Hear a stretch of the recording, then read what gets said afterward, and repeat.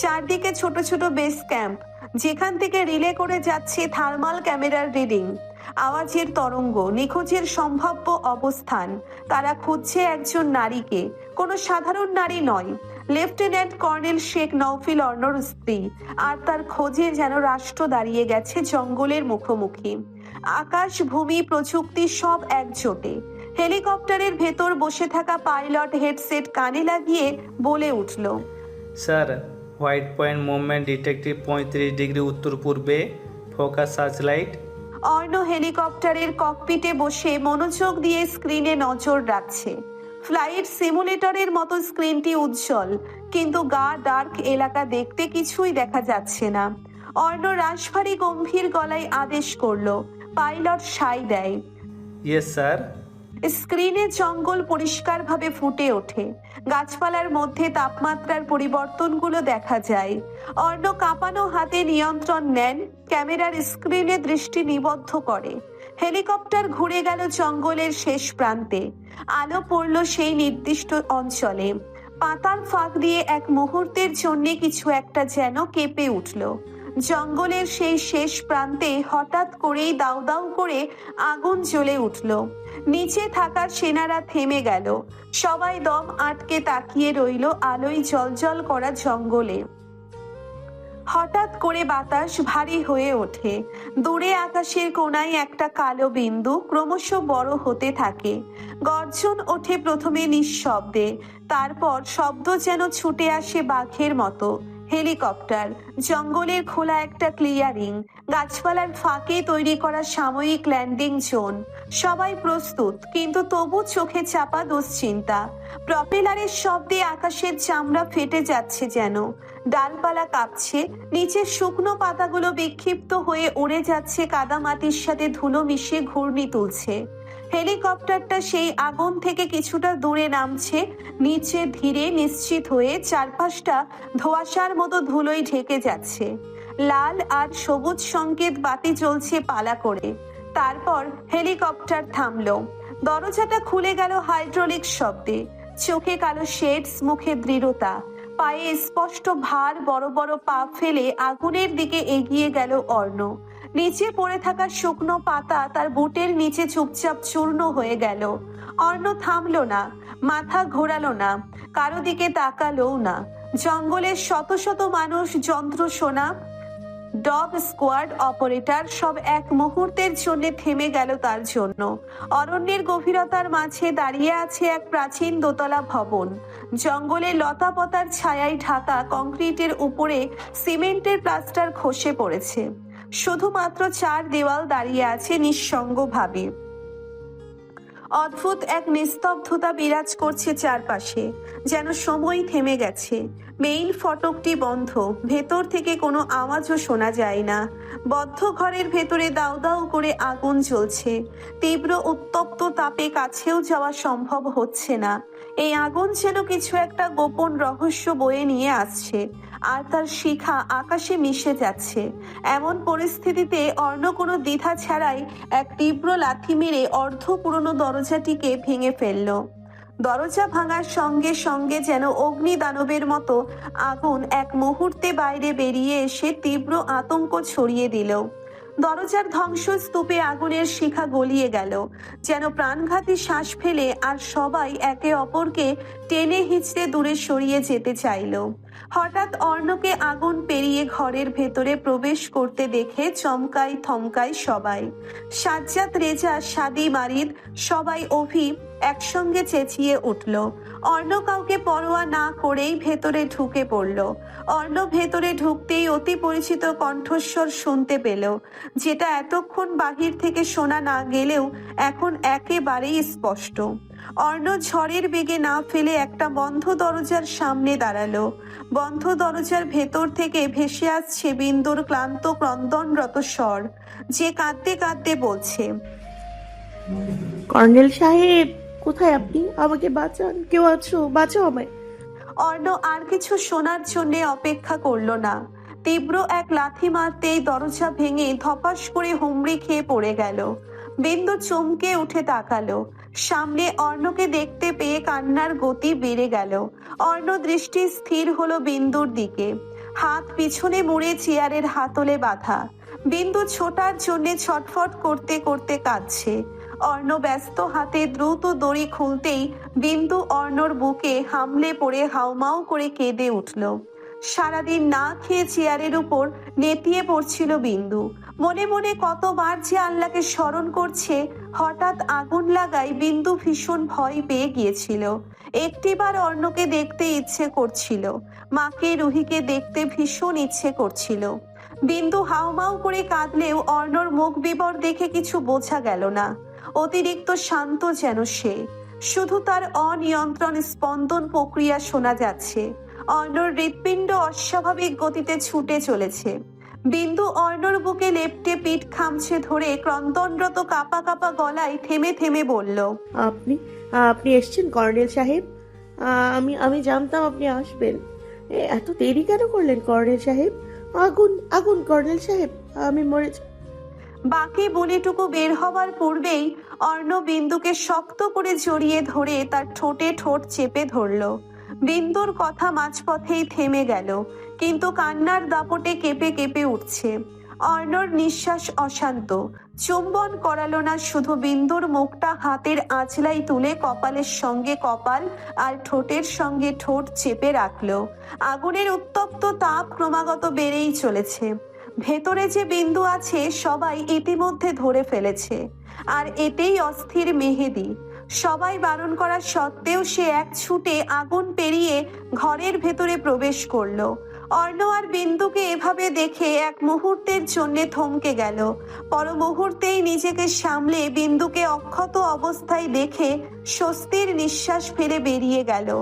বিন্দুর চোখে আতঙ্ক, শীর্ণ শরীরটা থরথরিয়ে কাঁপছে। ততক্ষণে চারদিকে আগুন এতটাই ছড়িয়ে পড়েছে, বেরোনোর আর পথ নেই। পোড়া গন্ধে বিন্দুর নিঃশ্বাস নিতে কষ্ট হচ্ছে। মেয়েটি কাঁপতে কাঁপতে বলল, আগুন আগুন, আমরা কি আর বেরোতে পারবো না কর্নেল সাহেব? অর্ণ বিন্দুর কপালের মাঝখানে প্রগাঢ় চুম্বন করে লম্বা দম নিয়ে বলল, রিল্যাক্স জান, আমি আছি না? আমি থাকতে তোর কিচ্ছু হবে না। বিন্দু শান্ত হতে পারে না। আতঙ্ক তার নিঃশ্বাস পুরোপুরি বন্ধ হয়ে এসেছে। ঠিক তখনই আকস্মিক ওপর থেকে মিথিলার চিৎকার শোনা গেল। বাঁচাও বাঁচাও করে আর্তনাদ করছে। বিন্দু চমকে উঠে মিথিলার কণ্ঠস্বর শুনে। মিথিলা আপু পড়ে, ওনাকে রেস্কিউ করুন কর্নেল সাহেব। মিথিলার কথা কর্ণগোচরে পৌঁছতেই অর্ণর শান্ত চাহনি তীক্ষ্ণ হয়ে উঠল। মিথিলার দিনের আলো থাকতে বেরিয়ে যাওয়ার কথা থাকলেও অতিরিক্ত নেশা করায় সময়ের বোধগম্য ছিল না। নিজের সাকসেস সেলিব্রেট করতে আজকে অনেক ড্রিঙ্কস করে ফেলেছে। তখন সঙ্গে প্রণালী থাকলেও সে সন্ধ্যার দিকে তার বয়ফ্রেন্ডের সঙ্গে চলে যায়। থেকে যায় শুধু প্রণালীর পূর্ব পরিচিত পুরুষ দুটো, যারা তাদের আদেশে বিন্দুকে অপহরণ করে এনেছে। তারাও নেশাগ্রস্ত ছিল। তবে জঙ্গলে মানুষের কথোপকথন, আকাশে হেলিকপ্টারের শব্দে তারা সতর্ক হয়। পূর্ব প্ল্যান অনুযায়ী বিন্দুর রুমে আগুন জ্বালিয়ে পালিয়ে যায়। মিথিলা তখনও ঘরে ছিল। হঠাৎ আগুনের তাপ অনুভব করতেই নেশা উবে যায়। তবে ততক্ষণে অনেকটাই দেরি হয়ে গেছে। এখন সে বাঁচার জন্য ছটফট করে। বিন্দু ঘন ঘন শ্বাস নেয়। সারা দিনের না খাওয়া, আগুন দেখে আতঙ্কে প্যানিক করছে। তৃষ্ণায় গলা ফেটে চৌচির। মিথিলার আর্তনাদ শুনে অর্ণর বুক খামছে ধরে কাপা কাপা গলায় বলে, ওনাকে বাঁচান, বাঁচান ওনাকে। বলতে বলতেই গা ছেড়ে ঢলে পড়ে বিন্দু। বিন্দুর নিঃশ্বাস চলছে খুবই ক্ষীণ। মিথিলা বাঁচার জন্য পাগলের মতো ছুটে আসে নিচের দিকে। সিঁড়ির কাঠের রেলিং, পুরনো কার্পেটে আগুন জ্বলে দাউ দাউ করে। মিথিলা সিঁড়ির ওপরেই আটকে যায়। চিৎকার করতে করতে তার চোখ যায় নিচে বিন্দুর দিকে। অর্ণ পাঁচা কোলে করে আগুনের মধ্যে থেকে বের হয়েছে। মিথিলা একটুখানি বাঁচার আশায় আর্তনাদ করে উঠল, অর্ণ অর্ণ প্লিজ বাঁচাও আমাকে। অর্ণ কঠিন চোখে তাকালো উপরে। মৃত্যুর ভয়ে মিথিলা হাউমাউ করে কাঁদছে। অর্ণর নির্দয় মনে মায়া জাগে না। কেমন শক্ত গলায় বলল, As you sow, so shall you reap. Nature lets no one go unaccounted. প্রকৃতি কাউকে ছেড়ে দেয় না। তোকে আমি নিজের হাতে ভয়ঙ্কর ভাবে শেষ করতে চেয়েছিলাম, কিন্তু দেখ সৃষ্টিকর্তা আমার হাত নোংরা করতে দিল না, সে নিজেই তোর পাপের যোগ্য শাস্তি দিচ্ছে। আই হোপ যদি এখান থেকে বেঁচে ফিরিস আগে একজন ভালো মানুষ হবি। অর্ণ চলে যাবার জন্যে পা বাড়াতেই মিথিলা চিৎকার করে কেঁদে ওঠে। আমি তোমাকে ভালোবাসি অর্ণ।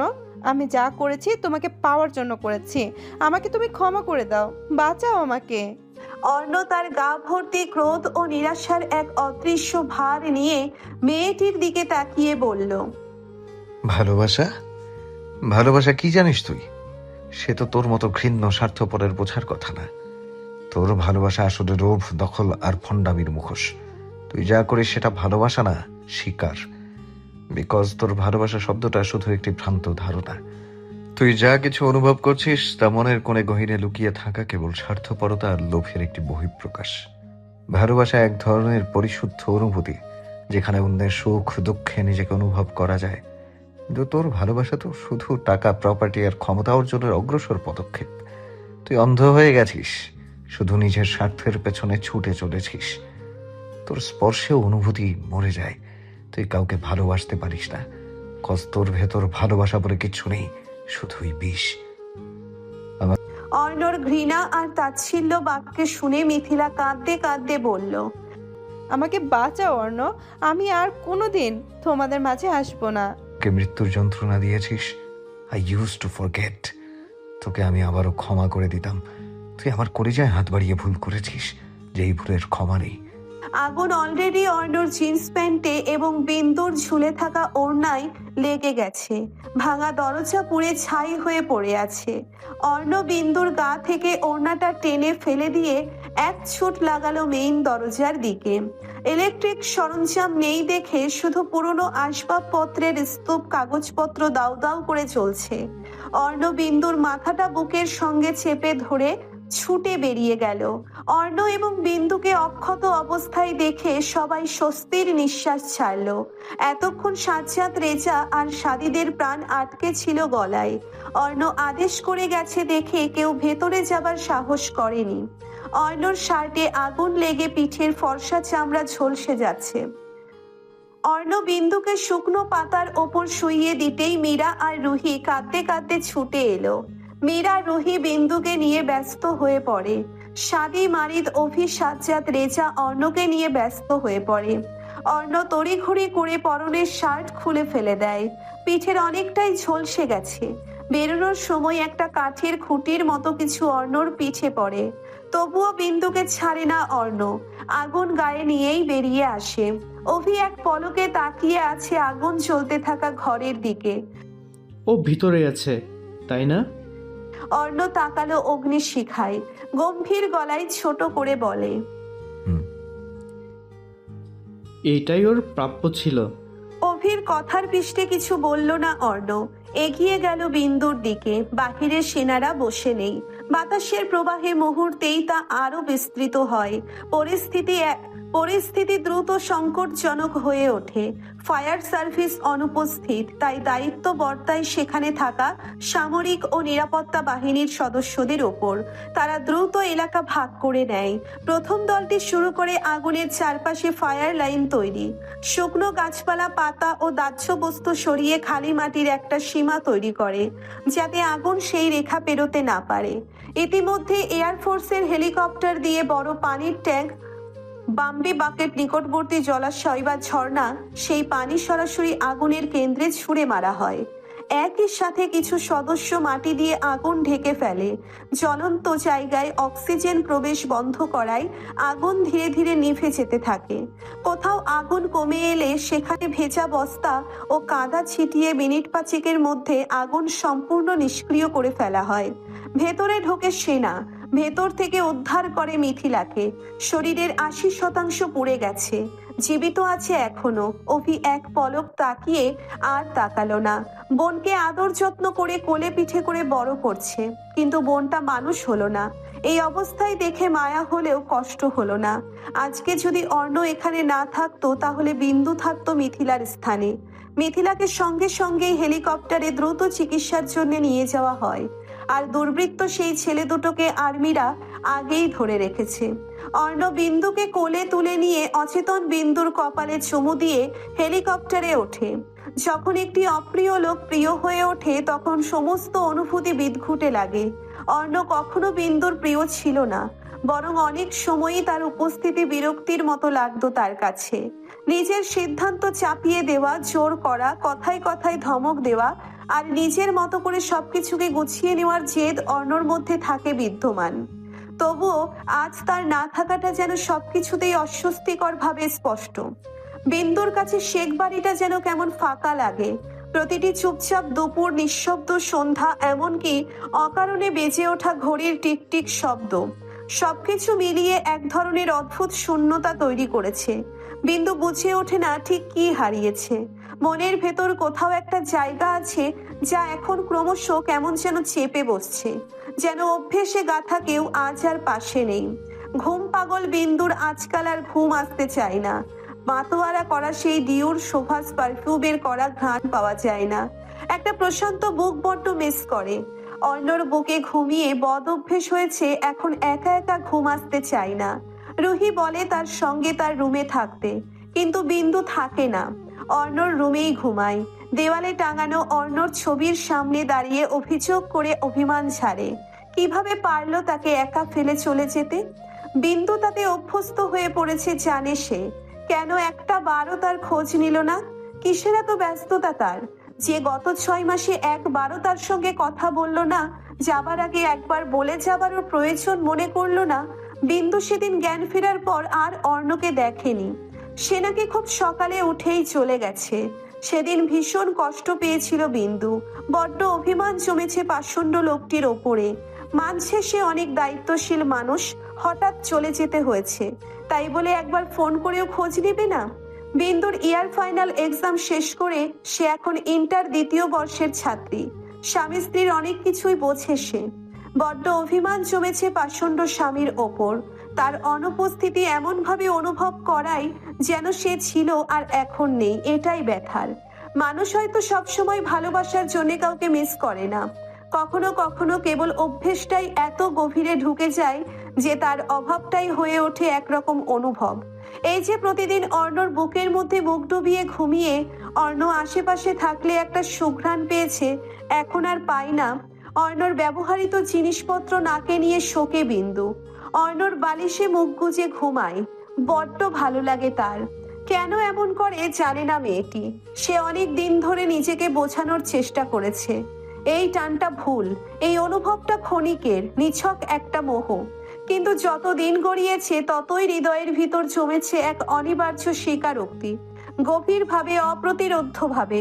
প্রথমে বিন্দু মানতে চায়নি। ভেতরে বাধা ছিল, দ্বিধা ছিল, একটা ভয় ছিল অজানাকে ঘিরে।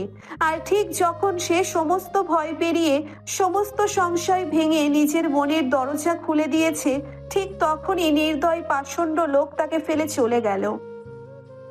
বিন্দুর হৃদয়ে এক অদ্ভুত কষ্টের বোধ। একসময় যা ছিল তার জীবনের সবচেয়ে গভীর অনুভব, তা এখন বাতাসে মিলিয়ে যাওয়া ধোঁয়া। ভালোবাসার প্রতীক্ষা, দ্বিধা, সাহস, সবকিছু মিলিয়ে যে চূড়ায় সে পৌঁছেছিল, সেখানে দাঁড়িয়ে সে পায় শুধু নিস্তব্ধতা। রাত গভীর। বিন্দু প্রতিদিনের মতো অর্ণর ছবির সামনে দাঁড়িয়ে আছে। চোখ টলমলো করছে তার। প্রতিবারের মতো করেই অভিমানী গলাতেই বলে, আপনি খুব খারাপ শেখ নওফিল অর্ণ, খুব খারাপ আপনি। একটা মানুষকে নিজের প্রতি অ্যাট্রাক্টেড করে কিভাবে পালিয়ে যেতে হয় আপনি না থাকলে বুঝতেই পারতাম না। দূরেই যখন থাকবেন তবে কেন ধরে বেঁধে আমাকে এই সম্পর্কে জড়ালেন? নিজেতে অভ্যস্ত করলেন। আমার যে এখন আর ঘুম আসে না। এই দায়ভার কে নেবে? থামলো বিন্দু।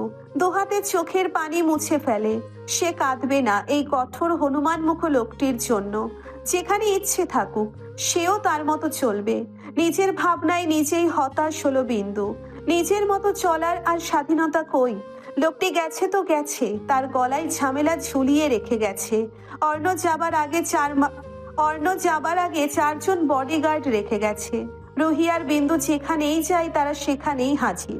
প্রথমে বিন্দু কিছু না বললেও পরে খুব রেগে গিয়েছিল। 3 দিন কলেজেই যায়নি। সাজ্জাদ রেজাকে বললে তিনি স্পষ্ট বলেছে, অর্ণ রেখে গেছে, এখানে আমার কিছু করার নেই আম্মু। আপনার কিছু বলার থাকলে তাকে ফোন করে বলুন। বিন্দু হতবাক হয়ে বলেছিল, আশ্চর্য, আমি কি বাচ্চা নাকি যেখানে যে পালোয়ানের মতো লোক হাজির হচ্ছে? দেখতেই তো আমার ভয় লাগে। আগামীকাল থেকে যদি তারা আঠার মতো লেগে থাকে তাহলে আমি আর কলেজ যাব না। তখন ভদ্রলোক বললেন, দেখুন আম্মু, আমি তো আর তাদের বারণ করতে পারবো না, তবে আমি আপনাদের থেকে দূরে দূরে থাকতে বলবো। আপনি নিশ্চিন্তে থাকুন, ওরা আর আপনার আশেপাশে থাকবে না। সত্যি সত্যি এখন আর তারা সঙ্গে সঙ্গে থাকে না, তবে ওরা যেখানেই যায় তারা আশেপাশের দূরত্ব রেখে থাকে। বিন্দুর অসহ্য লাগে, তবে কিছু বলতে পারে না। বিন্দু পুনরায় অর্ণর ছবির দিকে তাকিয়ে বলল, আপনি খুব খারাপ কর্নেল সাহেব। এখন থেকে আর আপনার জন্য ছটফট করব না। আপনার সাথে কথা নেই আমার। আজকের পর থেকে আর সেদে সেদে কথা বলতে আসবো না। দেখেন, ধরণীতে প্রভাতের সূচনা। ভোরের প্রথম আলো জানালার পর্দা ছুঁয়ে নরম করে ঘরে ঢুকেছে। বিছানায় এলোমেলো হয়ে ঘুমিয়ে আছে বিন্দু। রুমের ভেতর আবছা অন্ধকারে মোড়া। নির্জনতা ভেঙে হঠাৎই নাসারন্ধ্রে ভেসে এলো এক মধুর গন্ধ। অতি পরিচিত সেই সুঘ্রাণ, এই সেই সুভাষ, যেটা সে এতদিন বড্ড মিস করেছে। তার রাতের ঘুম কেড়ে নিয়েছে, অস্থির হয়েছে। ডিওর শোভাস পারফিউমের করা ঘ্রাণ, মনে হচ্ছে একটুখানি স্মৃতি যেন দূর কোনো চেনা সময় থেকে ফিরে এলো। বিছানায় ঘুমিয়ে থাকা বিন্দু হালকা নড়ে চড়ে উঠল। মেয়েটির মুখখানা ধুক ধুক করছে, তার চোখের পাতাগুলো ধীরে ধীরে কাঁপলো। তারপর ফট করে খুলে গেল বন্ধ চোখ জোড়া। স্বপ্ন আর জাগরণে মিশে থাকা চোখে ধরা পড়ল জানালার ফাঁক দিয়ে আসা আলোয় চেনা জানা এক অবয়ব। ভুল দেখেছে ভেবে চোখ কচলে ঘন ঘন চোখের ডানা ঝাপটায়। পুনরায় একই কায়া দেখে চক্ষু যুগল বড় বড় হয়ে যায় মেয়েটির। অর্ণ দাঁড়িয়ে আছে রুমের বুকশেলফের কাছে। কালো টি শার্ট, ট্রাউজার, চুলগুলো ভেজা ভেজা। ডান হাতে কফির কাপ, বাঁ হাতে বুকশেলফ হাতড়ে কিছু দেখছে। অপ্রত্যাশিতভাবে অর্ণকে এত সকালে দেখে এক মুহূর্ত স্তব্ধ হয়ে তাকিয়ে রইল বিন্দু। চোখের সামনে অর্ণকে দেখেও যেন বিশ্বাস করতে পারছে না। পুরো রুম জুড়ে ডিওর সুবাস। এই গন্ধই যে তাকে ডেকে তুলেছে ভোরের ডাক ঘন্টার মতো। বিন্দু বিস্ময় দৃষ্টিতে তাকিয়ে উঠে বসলো। অর্ণ কফির কাপে চুমুক দিয়ে বিন্দুর দিকে না তাকিয়েই গম্ভীর শীতল গলায় বলল, গুড মর্নিং। বিন্দু এখনো হাঁ করে তাকিয়ে আছে। চোখের সামনে অর্ণকে দেখেও যেন বিশ্বাস করতে পারছে না। সে এবার অবাক হয়ে বলে ওঠে, আপনি? অর্ণ ঘাড় ঘুরিয়ে চাইল বিন্দুর পানে। লম্বা চুলগুলো বেনি করা, ছোট ছোট হেয়ার কপালের ওপর অগোছালো হয়ে আছে। ওড়নাবিহীন গতরে অর্ণর একটা টি শার্ট। চোখে মুখে বিস্ময়। অর্ণ তীক্ষ্ণ দৃষ্টিতে বিন্দুর আপাদমস্তক দেখছে। শান্ত গলায় বলে, did you miss me a lot? বেশি মিস করেছিলে বুঝি? হঠাৎ অর্ণর এমন কথা আর ধারালো চাহনিতে বিন্দু নিজের দিকে তাকিয়ে চমকায় থমকায়। তড়িঘড়ি করে চাদর টেনে শরীরটাকে ঢাকতে শুরু করলো। কিন্তু যতই বলুক আর কথা বলবে না, অভিযোগ করবে না, দিন শেষে সেই তো বড্ড বেশি মিস করে। রাতে কিছুতেই ঘুম আসছিল না, তাই অর্ণর ব্যবহৃত একটি মেরুন রঙের টি শার্ট পরছিল। মনে হচ্ছিল সে অর্ণর সঙ্গে লেপ্টে আছে। এখন কি হবে? বেশ অপ্রস্তুত হয়ে পড়ল বিন্দু। সে যদি জানতো অর্ণ এভাবে উদাই হবে, কখনোই এটা পড়তো না। বিন্দু লজ্জা পেলেও অভিমানের কাছে সেটা টিকলো না। বিন্দু অভিমান করে মুখ ঘুরিয়ে গাল ফুলিয়ে রাখে। সে কথা বলবে না এই নির্দয় লোকটির সাথে। পর মুহূর্তে আবার ভাবলো যদি কিছু না বলে পাষণ্ড লোকটি মনে করবে সে সত্যিই তাকে মিস করেছে। বিন্দু তাই সাফাই দেওয়ার ভঙ্গিতে বলল, আপনাকে মিস করতে যাব কোন দুঃখে? পাগল, গরম লাগছিল, এটা হাতের কাছে পেয়েছি তাই পরেছি। মিথ্যা কথা বলল বিন্দু। এই টি শার্ট অর্ণর আলমারি হাতড়ে বের করছে সে, তবে সেটা কিছুতেই বলা যাবে না। অর্ণ বিন্দুর কথা শুনে নিঃশব্দে মুচকি হাসলো। বিন্দু চোখ জোড়া বড় করে তাকালো। সে কি সত্যি দেখছে? লোকটা হাসলো। বিন্দু ফোলা ফোলা গাল দুটো ফুলিয়ে বসে রইল। অর্ণ একটা ফাইল বের করলো। কফির কাপটা টেবিলে রেখে সোফায় বসলো। বিন্দু তাকিয়েই রইল। গোল গাল, ফর্সা মুখ, মোটা বাঁকানো ভ্রু যুগল, মুখে হালকা চাপ দাড়ি, ঠোঁট জোড়া বেশ পিঙ্ক। ছেলেদের ঠোঁট এতটা গোলাপি হয়, বিন্দু শরীরটা শিরশির করে উঠল। অর্ণকে এর আগে কখনো এতটা খুঁটিয়ে খুঁটিয়ে দেখা হয়নি, দেখার ইচ্ছেও জাগেনি। আজকে কেন জানি দেখতে বড্ড ভালো লাগছে। লোকটি আসলেই নায়কের মতো দেখতে। ইস, এই হ্যান্ডসাম লোকটি তার বর। দেখা শেষ? অর্ণর কথা শুনে ভরকায় বিন্দু থতমত চোখে তাকালো অর্ণর দিকে। আশ্চর্য, লোকটা তার সামনে আসলো কখন? সে তো একটু আগেও সোফায় বসেছিল। বিন্দু এলোমেলো দৃষ্টি ফেলে আমতা আমতা করে বলল। আজব তো, কি কি দেখার কথা বলছেন?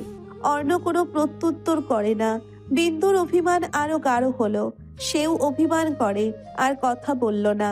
বিন্দু অর্ণকে পাশ কাটিয়ে বিছানা থেকে নেমে যেতে চাইল, তবে বাধা পড়ল অর্ণর শক্ত বাঁধনে।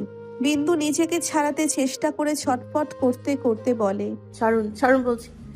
অর্ণ বিন্দুর এলোমেলো চুলগুলো তর্জনী আঙ্গুল দিয়ে কানের কাছে গুজে দিতে দিতে বলল। এখনো ধরলামই না তো, আর ছাড়ুন ছাড়ুন করছো? বিন্দু অর্ণকে সরিয়ে দিতে চাইল। এত মাস কোথায় ছিল এত আহ্লাদি কথা?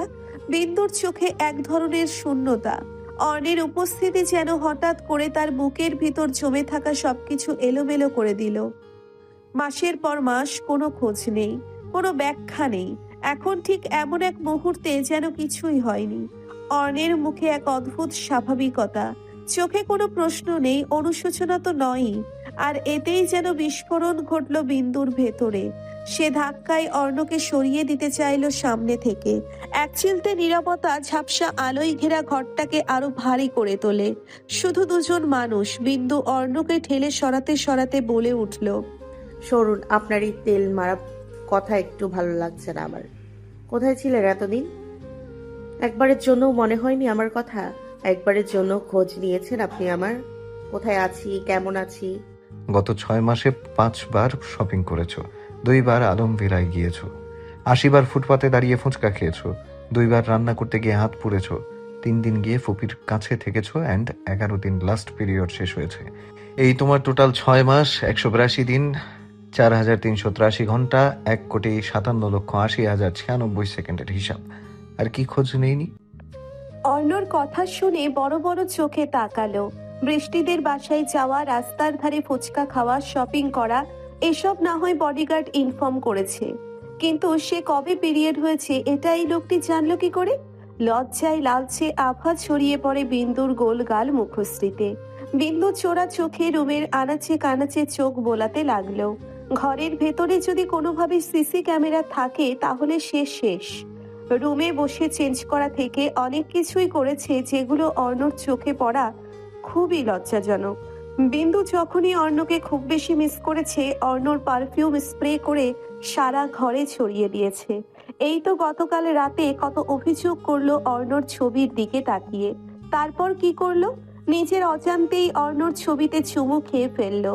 ইস, এগুলো যদি লোকটা জানতে পারে তার মান সম্মান থাকবে? তোর ভেতরটা জানার জন্য আমার সিসি ক্যামেরার প্রয়োজন নেই, বেকুব নারী। আচ্ছা, অর্ণর কথা শুনে বিন্দু মনে মনে স্বস্তির নিঃশ্বাস ছাড়ল। আবার তাকে বেকুব বলাতে গাল দুটো ফোলালো। সে কি বেকুব? বিন্দু অভিযোগ গলায় বলল। আমি মোটেও বেকুব নই। আপনি খুব খারাপ, নির্দয়, নিষ্ঠুর কর্নেল সাহেব। বিন্দুর মনের গভীরে পালিত অভিমানীরা যেন খলখলিয়ে উছড়ে পড়ে। অর্ণর মুখে আচ্ছা শুনে রাগ হলো। লোকটি তাকে আবার অবজ্ঞা করলো। রাগে দুঃখে ব্যথিত হয়ে বলল। আপনি একটা পাষণ্ড পুরুষ। ছাড়ুন আমাকে, আপনার সাথে কোনো কথা নেই আমার। ওকে, বাট আমার আছে। অর্ণর কথা শুনে বিন্দু বলে। আমার নাই, সরুন। কবর দেখলে কার না কান্না আসে। উফ, ছাড়ুন তো। অর্ণ বিন্দুকে নিজের কাছে টেনে নিতে নিতে বিরক্ত গলায় শুধালো। বাইম মাছের মতো মোচড়ামুচি করছিস কেন? বকছি, মারছি তোকে? বিন্দু সেই জেদ দেখিয়ে বলল। ছাড়ুন আমাকে। বিন্দু কিছুতেই আফসোস করে না। বিন্দু কিছুতেই আপোষ করবে না এই নির্দয় লোকটির সাথে। কি করে পারলো তাকে কষ্ট দিতে? নিষ্ঠুর পুরুষটির তার জীবনে আসার পর থেকে একের পর এক কষ্ট দিয়েই চলেছে তাকে।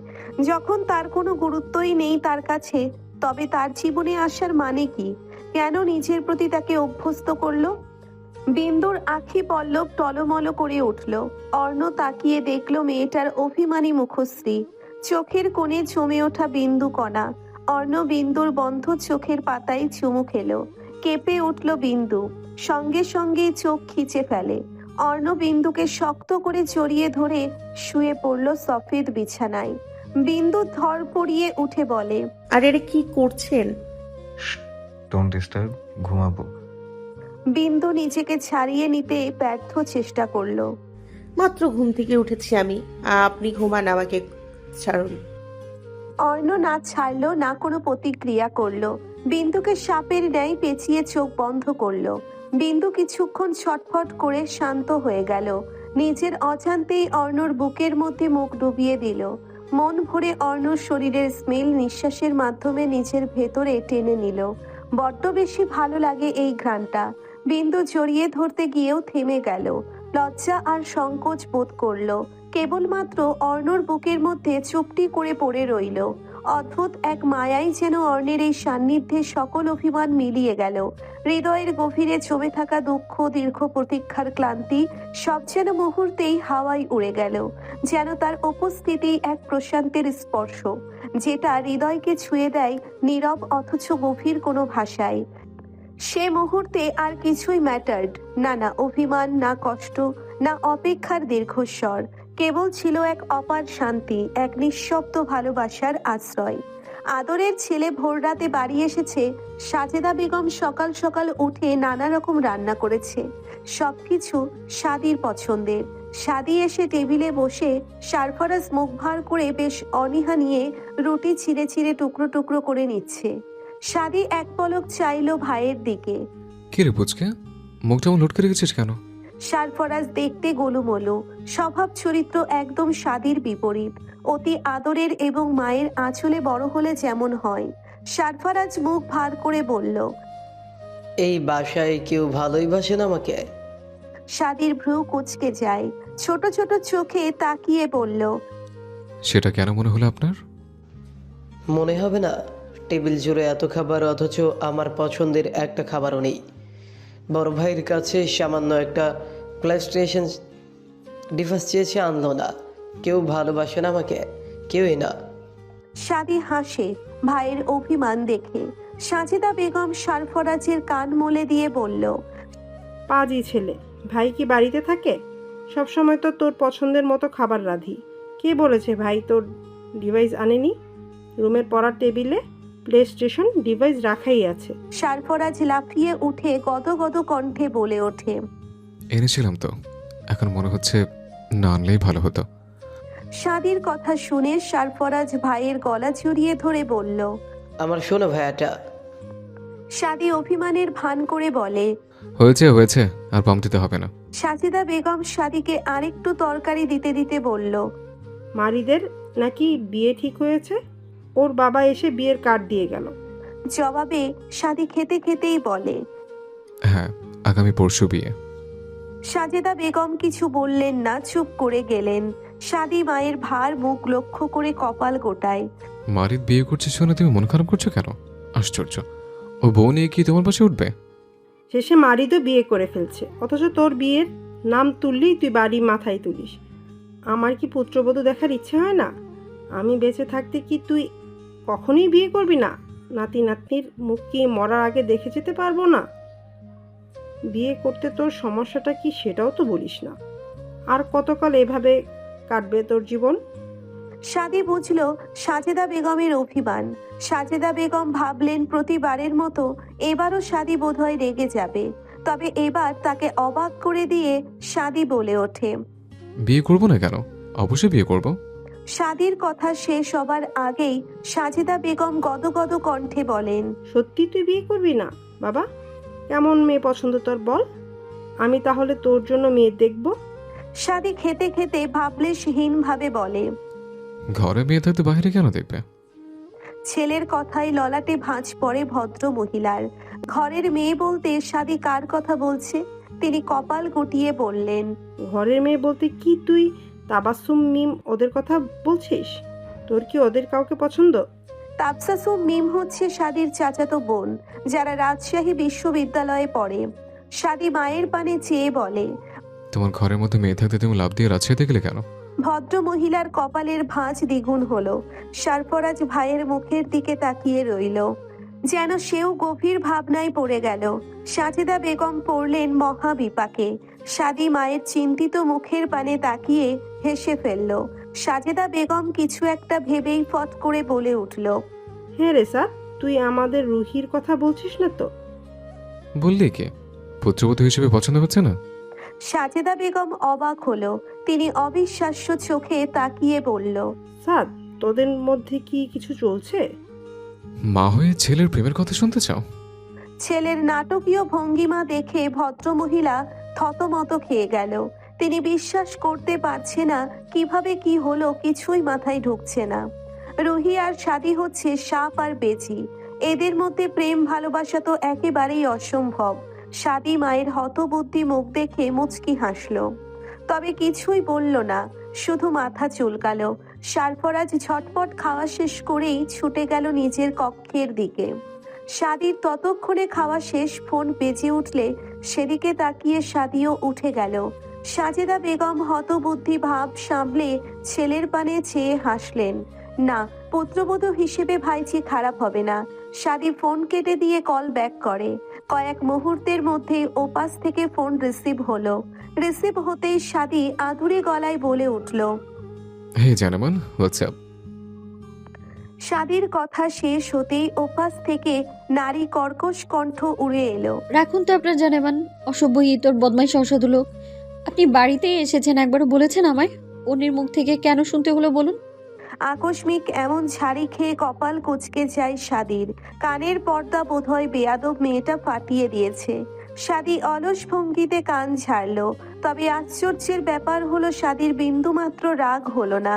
সে মুচকি হেসে পিঞ্চ মেরে বলল, বলে আসলে কি করতে? চুমু খেতে? বলে এখন আসে? ওপাশ থেকে পুনরায় সেই কর্কশ কণ্ঠ ভেসে আসে, আপনি কোনো কথাই বলবেন না, অসভ্য লোক। আপনার সাথে কথা নেই আমার।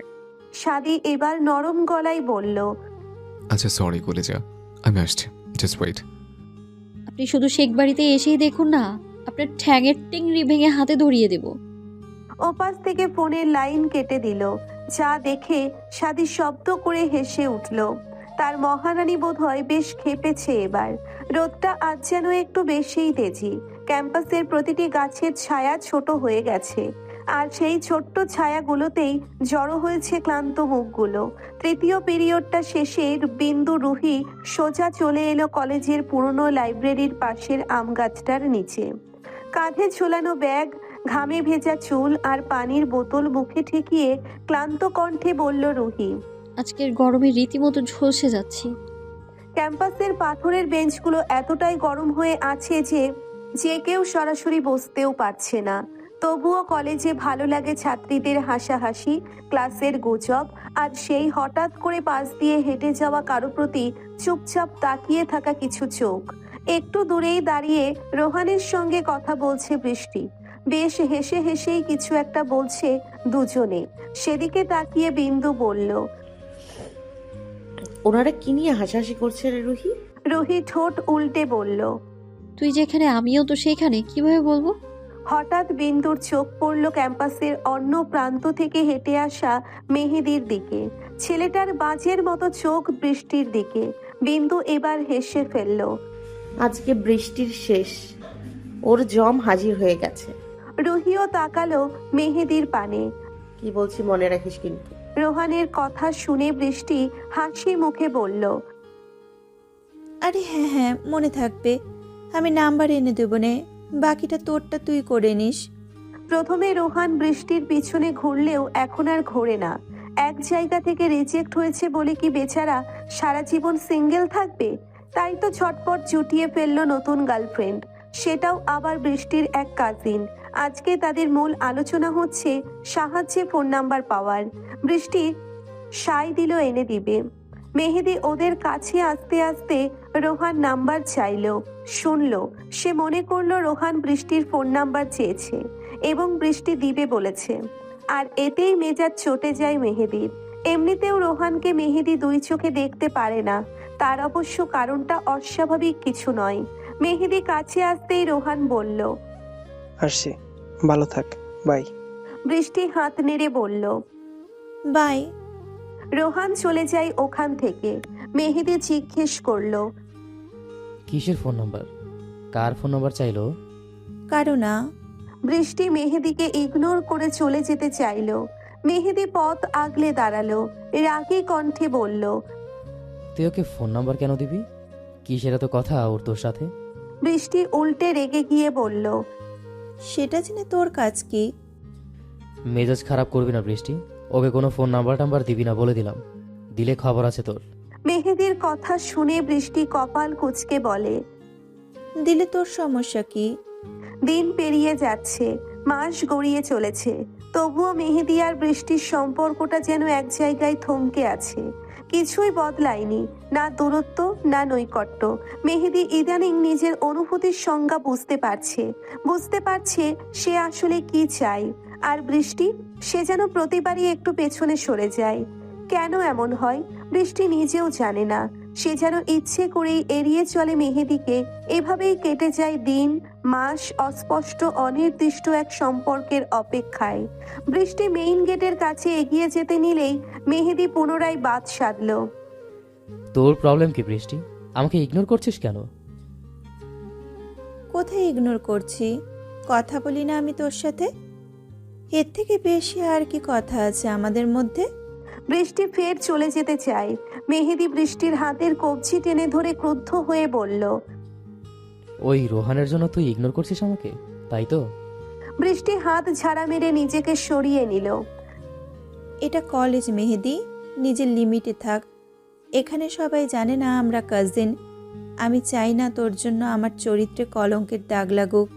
নিজের কথা শেষ হতেই হনহনিয়ে মেইন গেটের দিকে চলে যায় বৃষ্টি। মেহেদি ঠায় দাঁড়িয়ে রইল, চোখে মুখে অস্পষ্ট আগুন তার। রুহি আর বিন্দু সবটাই দেখলো, শুনলো। গোপনে দীর্ঘশ্বাস ছেড়ে উঠে দাঁড়ালো তারাও। এটা নতুন কিছু নয়, দুজনের এই তর্ক বিতর্ক, প্রতিযোগিতা, এগুলো যেন ওদের নিত্যদিনের অভ্যেস হয়ে উঠেছে। এদের এই ঝামেলা কবে যে শেষ হবে আল্লাহই মালুম।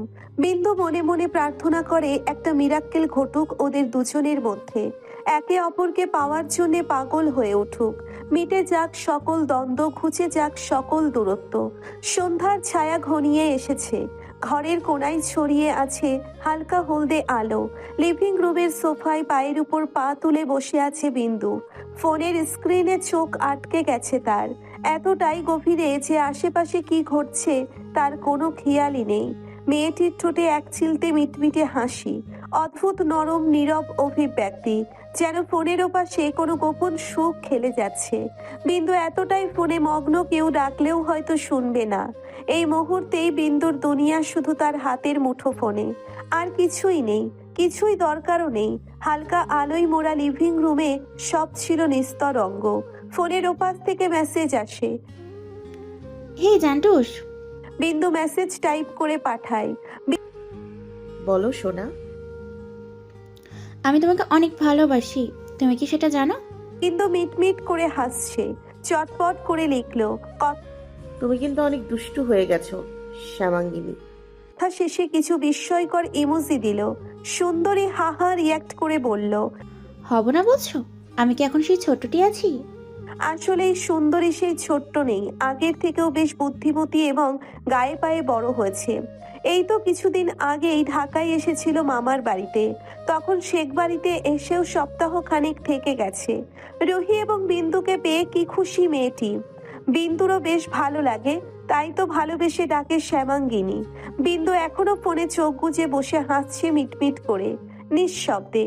হঠাৎ একটা তীক্ষ্ণ নির্ভুল বাজের ন্যায় ছো থাবা ফোনটা তার হাতছাড়া হয়ে যায়। আকস্মিক এমন কাণ্ডে ভ্যাবাচেকা খেল বিন্দু। চোখ তুলে তাকাতেই চমকে ওঠে সে। কিছু বলার আগেই তার নিঃশ্বাস আটকে আসে গলায়। সামনে দাঁড়িয়ে আছে অর্ণব, চোখ দুটি গভীর, মুখে কোনো কথা নেই, তবে তার চাহনিতে আছে অস্পষ্ট ধৈর্যের চাপা বিস্ফোরণ।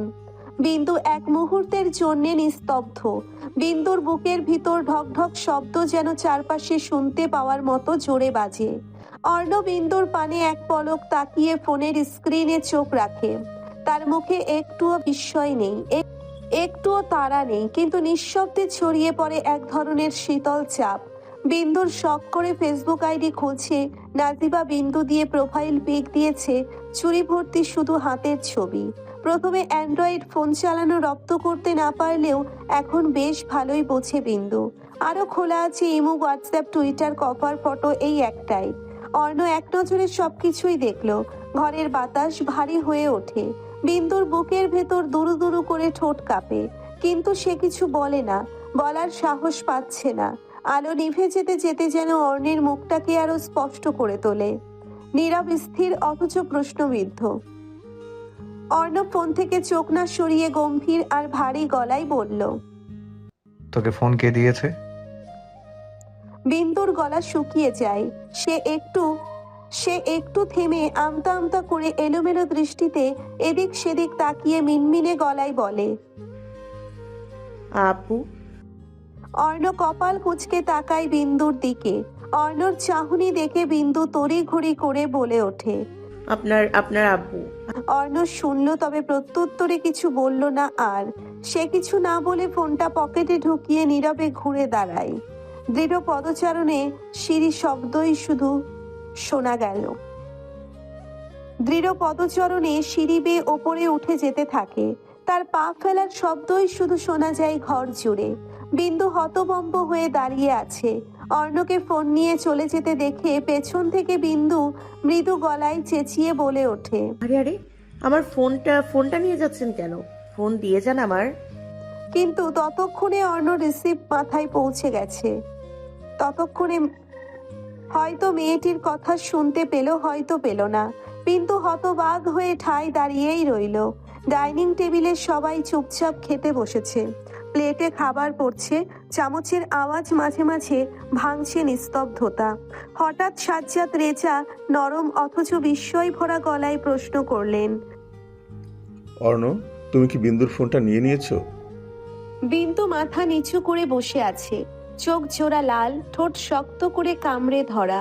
মেয়েটি অর্ণর থেকে ফোন আনার সাহস না পেয়ে সাজ্জাদ রেজার কাছে বিচার দিয়েছে।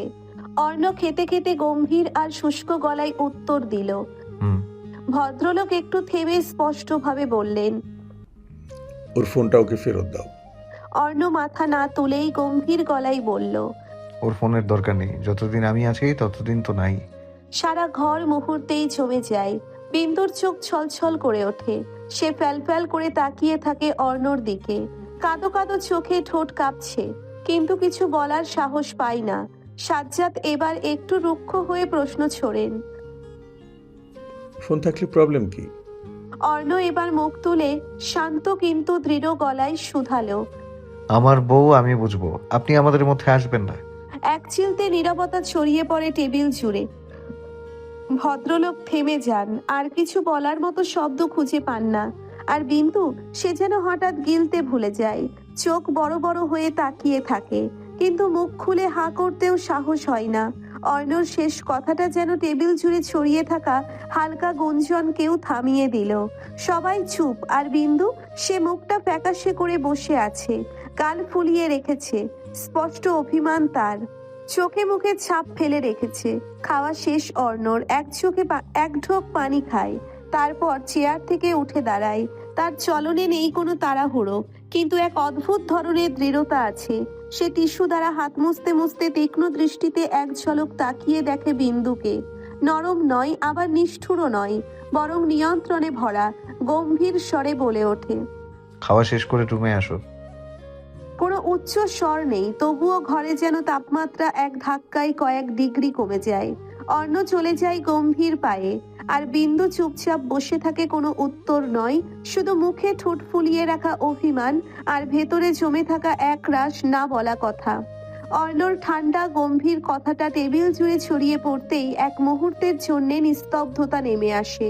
বিন্দু লজ্জায় গলার নিচ পর্যন্ত লাল হয়ে যায়, মুখটা একটু নিচু করে ফেলে, চোখ নামিয়ে রাখে।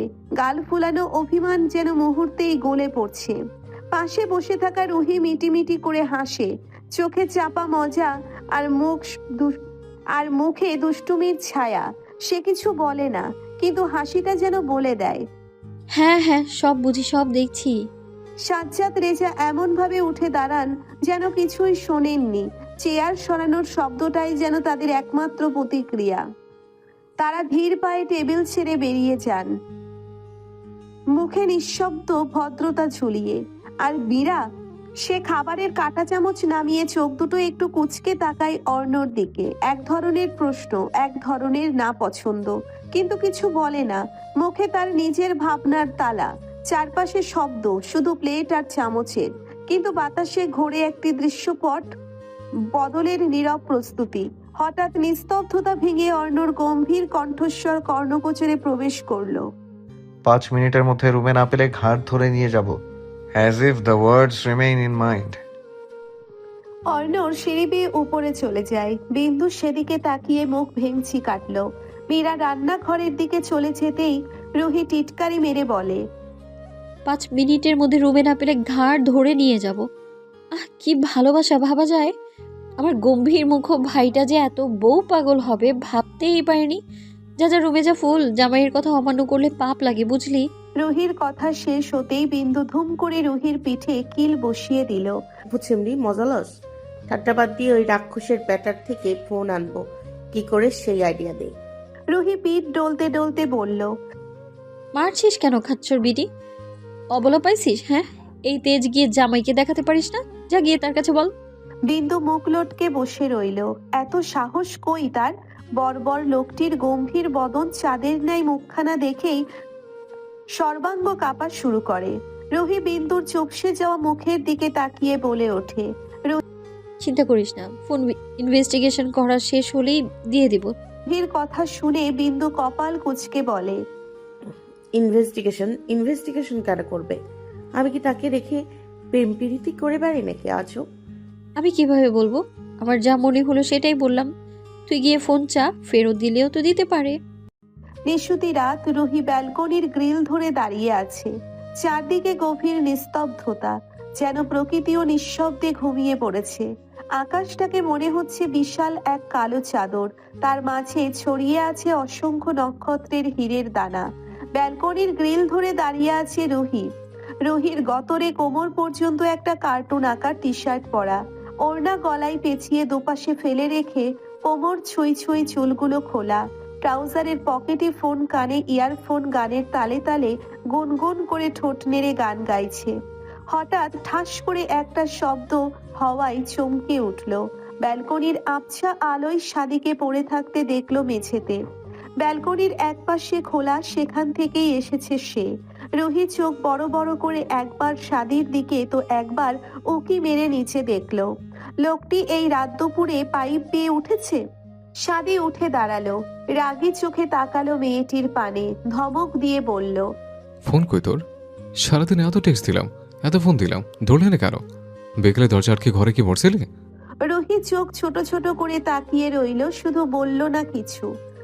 সাদি রুহির কানে ইয়ারফোন দেখে কটমট করে তাকিয়ে কেড়ে নিয়ে বলল, আমি ফোন দিতে দিতে শহীদ হয়ে যাচ্ছে, আর এইখানে বসে গান শুনছে। তুই জানিস কিভাবে চোরের মতো করে দেয়াল টপকে এসছে? মনে হচ্ছে যেন আমি চুরি করতে আসছে। এখানে কি চাই? চোরের মতো আসতেই বা হলো কোন প্রয়োজনে? কপাল কুঁচকে বলে ওঠে রুহি। সাদি এবার মাথা চুলকে দুষ্টু হেসে বলল, চাই তো অনেক কিছু, তুই তো দিচ্ছিস না। রুহি এবার তেতে উঠে বলল, এখানে কেন এসেছেন অসাধু লোক? আমি কেউ হই না আপনার। চলে যান আপনি। আপনাকে আসতে বারণ করেছি না আমি? হ্যাঁ হ্যাঁ, মনে আছে।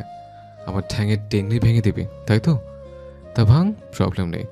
তবে পাটা বাদ দিয়ে যদি খাট ভাঙার পারমিশনটা দিতি একটু ভালো হতো না বল? আর কত ওয়েট করবো বিড়ালটা মারার জন্য? সাদির বেফাস কথা শুনে মেয়েটির কান গরম হয়ে উঠল, অপ্রস্তুত হয়ে নেতিয়ে পড়ল। এতদিন না হয় দূর থেকে লোকটার এমন সব মন্তব্য সহ্য করেছে, কিন্তু এখন তো তাদের সম্পর্কটা আর আগের মতো নেই। সেই আবছা অনির্দিষ্ট পর্যায়ে পেরিয়ে এসেছে অনেক দূর। তারা এখন একে অপরকে গভীর ভালোবাসায় অনুভব করে। সম্পর্কের ভিত আরো মজবুত হয়েছে। গত 6 মাসে তাদের ভালোবাসা যে দ্বিগুণ হয়ে গেছে। একে অপরের সঙ্গে ভবিষ্যতের স্বপ্ন দেখে তারা। দেখে একসঙ্গে ঘর বাঁধার, জীবন গড়ার। রুহি এলোমেলো দৃষ্টি ফেলে গলায় তেজ ঢেলে বলে, মুখে লাগাম দিয়ে কথা বলেন অশুভ লোক। শান্টার নাতি, লাগাম টানাটানি পরে কর। আগে বল, সারাদিন আমাকে চোরকের মতো ঘোরালে কেন? সাদির নরম ধমকে চুপসে গেল রুহি। গাল ফুলিয়ে বলল, কেন কথা বলবো? আপনার কাছে আমার কোনো মূল্য আছে? যদি থাকতো তাহলে আপনি এসেছেন আমি জানতাম না? রুহির অভিমানী গলার স্বর শুনে সাদি দীর্ঘশ্বাস ছাড়ে, নরম গলায় বলে, আমার ফোনে চার্জ ছিল না, তাই তো তোকে বলতে পারিনি। এবার মতো মাফ করা যায় না জানেমান? করাই যায়। একই ভুল দ্বিতীয়বার হলে আর ক্ষমা হবে না। আপনার বাইরে এবং ভেতরকার সব কিছুই জানতে চাই আমি। আমার থেকে কিছু লুকানো যাবে না, ঠিক আছে? রুহির কথা শুনে সাদি রুহির নাকের ডগা টিপে বলল, হ্যাঁ হ্যাঁ, বহুত বুঝেছি। কোনো কিছু গোপন করবো না। পটি করা হিসেবে করা থেকে যখন যেটা করবো সব কিছু বলবো, ওকে? দুষ্টু হেসে চোখ মারল সাদি। রুহি সাদির বাহুতে কিল মারতে মারতে দাঁতে দাঁত চেপে বলল, অসভ্যই তোর বদমাইশ অসদ লোক একটা। সাদি শব্দ করে হেসে উঠল। তার চোখ দুটো কুঁচকে গেল, ঠোঁটের কোণে টোল পড়ল একটা নিষ্পাপ দুষ্টুমিতে ভরা হাসি। সে যেন জানে রুহি এমন কিছুতেই রাগ করবে না, বরং অভিমান করে গাল ফুলিয়ে বসে থাকবে। আর সেই অভিমানটাই তার কাছে সবচেয়ে প্রিয়।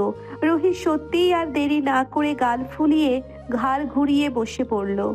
চোখে এক ধরনের মান ভরা উষ্ণ, কিন্তু ঠোঁটের কোণে লুকানো হাসিটা যেন চাইলেও আটকাতে পারছে না। রুহি সাদির হাসি দেখে তার দিকে তাকিয়ে থাকে। বড্ড ভালো লাগছে সাদির সঙ্গে এমন মধুময় সময় কাটাতে। সাদি তার রাগকে যত না ভয় পায়, তার চেয়ে বেশি ভালোবাসে এই ছোট্ট মান অভিমানকে। সাদির হাসি দেখে এবার আর গাল ফুলিয়ে রাখা যায় না। দুজনেই একসঙ্গে হেসে ওঠে। রুহির হাসি মিলিয়ে যায় সাদির দৃষ্টিতে। এক মুহূর্তের দুষ্টুমি আর এক মুহূর্তে মিষ্টি ভালোবাসা। ঠিক এমন ভাবেই তাদের সময় কেটে যায়। এই ছোট ছোট মুহূর্তেই জমে ওঠে তাদের ভালোবাসার গল্প, যা হয়তো খুব সাধারণ, কিন্তু তাতেই আছে একটা অদ্ভুত রকমের সত্যিকারের সুখ। মেহেদি ব্যালকনিতে বসে বিষণ্ণ মনে আকাশের পানে চেয়ে বসে আছে। কোলের উপর রাখা গিটারের টুংটাং শব্দ কেমন অগোছালো বেসুরে হয়ে যাচ্ছে। গিটারে হাত চলছে, কিন্তু মেহেদির মন অন্য কোথাও। নিস্তব্ধতা ভেঙে হঠাৎ কর্কশ শব্দে বেজে উঠল মেহেদির ফোন। মেহেদি বিরক্ত হয়। ফোন সাইলেন্ট করার জন্য ফোন হাতে তুলতেই কপাল গোটালো। রোহান তাকে ফোন দিচ্ছে, কিন্তু কেন? মেহেদি ঘড়ির কাঁটায় চোখ বোলায়। সময় প্রায় রাত 11টার ঘরে। মেহেদি ধরবে না করে কেটে গিয়ে ফোনটা পুনরায় বেজে উঠল। এই রোহানকে মেহেদি একদম সহ্য করতে পারে না। কেন পারে না সে জানে না। বৃষ্টিকে পছন্দ করে তাই। ভাবলো হয়তো ইম্পর্টেন্ট, তাই ফোন রিসিভ করে কানে চাপে মেহেদি। সঙ্গে সঙ্গেই ওপাশ থেকে ভেসে আসে রোহানের অস্থিরতার স্বর। ভাই, তুই কি ঘুমাচ্ছিস? না, হাডুডু খেলাই। কি বলার জন্য ফোন দিয়েছিস সেটা বল। মেহেদির এমন জবাব শুনে ভরকাই রোহান। নিজেকে ধাতস্থ করে বলে, আসলে বৃষ্টির সাথে একটু কথা ছিল, ওকে একটু অনলাইনে আসতে বলতে পারিস? ব্যাস এবার শেষ। এমনিতেই মেহেদির মন মেজাজ ভালো নেই, তার উপর আবার রোহানের এই কথা। এবার যেন জ্বলে পুড়ে ওঠে মেহেদি। রোহান এখনো হ্যালো হ্যালো করে যাচ্ছে, যা শোনে না মেহেদি। সে ফোনটা ছুঁড়ে মেরে গটগট করে রুম থেকে বেরিয়ে গেল। বৃষ্টি কখনো দরজা লক করে ঘুমোয় না। মেহেদি হনহনিয়ে গিয়ে তীব্র ধাক্কা দিয়ে রুমের ভেতরে প্রবেশ করলো। আচমকা বিকট শব্দে চমকে ওঠে বৃষ্টি। মেয়েটি পড়ার টেবিলে বসে কিছু একটা করছিল। এই অসময়ে মেহেদিকে রেগে মেগে রুমে প্রবেশ করতে দেখে অবাক হলো। সে কিছু বুঝে ওঠার আগেই মেহেদি ঝড়ের গতিতে এসে বৃষ্টিকে টেবিলের সঙ্গে চেপে ধরলো। আকস্মিক এমন অপ্রত্যাশিত আক্রমণে চমকায় থমকায় বৃষ্টি। মেহেদি মেয়েটির বাহু খামচে ধরে ক্রুদ্ধ গলায় বলল, রোহান, ওই রাস্কেলটার সঙ্গে প্রেম মারাস? তোর এত প্রেম করার শখ? বিবাহিত হয়ে পরপুরুষের সঙ্গে নোংরামি করতে তোর লজ্জা লাগছে না? তুই কি ভুলে গেছিস তুই বিবাহিত, তোর ভাতার আছে? রাগে মেহেদি কাঁপছে। কি থেকে কি বলছে সেন্স নেই তার। মেহেদির মুখে এমন জঘন্য কথা শুনে হতভম্ব হলো বৃষ্টি। বৃষ্টি অবাক হয়ে বলে ওঠে, কি কি- কি- কি বলছিস এসব? তোর মাথা খারাপ হয়েছে? মেহেদি আরো শক্ত করে চেপে ধরে বৃষ্টির বাহু। আমার মাথা শান্ত থাকতে দিচ্ছিস তুই? এই রাত দুপুরে রোহান কেন তোর খোঁজ নেবে? এত কিসের কথা ওর সাথে? জানে মেরে দেবে বৃষ্টি। ওর সঙ্গে কোনো ধরনের কথা বলতেই পারবি না তুই। বৃষ্টির কপাল কুঁচকে যায়। সে মেহেদিকে সরিয়ে দিতে দিতে বলল, কি করছিস? ছাড়, লাগছে। আমার কারোর সাথে কোনো প্রেমের সম্পর্ক নেই। বৃষ্টির শরীরে লেগে টেবিল থেকে একটা মোটা ডায়েরি পড়ে গেল মেঝেতে। মেহেদি তাকালো সেটার দিকে। আপনা আপনিই হাতের বাঁধন শীতল হয়ে যায়। বৃষ্টি চমকে উঠে তড়িঘড়ি করে সেটা উঠিয়ে নিল। মেহেদি ললাটে ভাঁজ করে তাকিয়ে বলল, লুকাচ্ছিস কেন? এটার মধ্যে কি আছে দেখি। বৃষ্টি সেটা পেছনে লুকিয়ে আমতা আমতা করে বলল, কিছু না। কিছু না থাকলে ওটা লুকাচ্ছিস কেন? দেখি এদিকে দে। মেহেদির কথা শুনে বৃষ্টি রেগে গিয়ে বলল, বেশি বাড়াবাড়ি করছিস কিন্তু মেহেদি। একটা মেয়ের রুমে পারমিশন ছাড়া এসে জোর জবরদস্তি করতে পারিস না তুই। আমি কিন্তু আব্বু চাচ্চুকে ডাকবো।